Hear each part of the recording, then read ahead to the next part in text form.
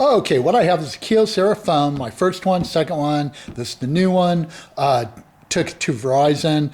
I was having trouble activating it. They said no, they switched SIM cards. Anyway, now it works. But I said, how do I back up my numbers? And she goes, you have to manually enter them. And I'm like, oh, okay, which is not true.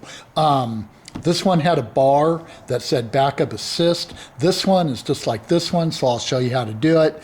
You hit the center button, hit it again, and it'll take you to Media Center. Hit it again, the center button here, and it'll say My Verizon. Go to Cloud, hit Cloud, and it'll take you to Backup Assist. So on your old phone, or at least on my phones, you have the numbers in the cloud. Then what I did was this phone here had no numbers. I put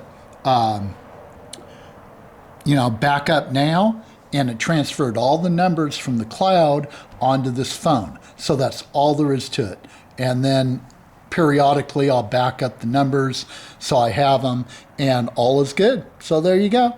Simple.